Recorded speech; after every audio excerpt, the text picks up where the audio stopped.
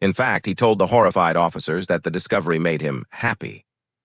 During questioning, Pedro Lopez made a statement that would shock even the most hardened detectives. He claimed to have killed more than 300 girls, roughly 100 in Colombia, 100 in Ecuador, and another 100 in Peru. They were all pretty little girls, he said calmly. It was like eating chicken. I did it calmly.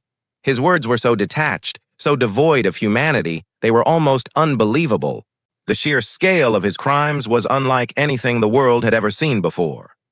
In 1980, Pedro Lopez was convicted of 110 murders in Ecuador, the only country where the evidence could be fully confirmed.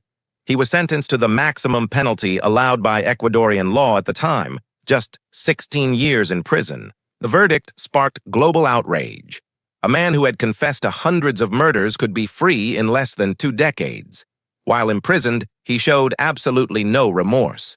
He frequently gave interviews to journalists, calmly discussing his crimes and chillingly describing himself as the man of the century. Then, in 1994, after serving only 14 years, Pedro Lopez was released early for good behavior. Authorities deported him back to Colombia, where he was briefly held in a psychiatric hospital. In a decision that defies belief, doctors declared him sane and fit for release.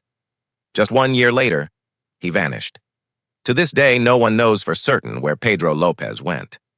Some unconfirmed reports claim he was arrested again in 2002 for another murder, but no official record exists. His current whereabouts remain unknown, and Interpol still has an active warrant for his arrest. The crimes of Pedro Lopez left a scar of unimaginable grief across 3 nations. He is believed to be one of the most prolific serial killers in history, with a confessed body count higher than any single murderer on record. But what's most disturbing is not just the terrifying scale of his crimes, but the silence that allowed them to happen. Many of his victims came from poor, indigenous families. Their disappearances were ignored for years, buried beneath layers of poverty and societal neglect. Even today, in parts of Colombia, Ecuador, and Peru, his name is spoken only in whispers, a cautionary tale used to warn children not to wander off alone. Pedro Alonso López, the monster of the Andes, remains a chilling reminder of how profound evil can hide behind the most ordinary of faces. His victims, young and full of life, never had a chance to grow up. And though decades have passed, true justice for many of them has never come. He was called a monster, but the truth is far darker.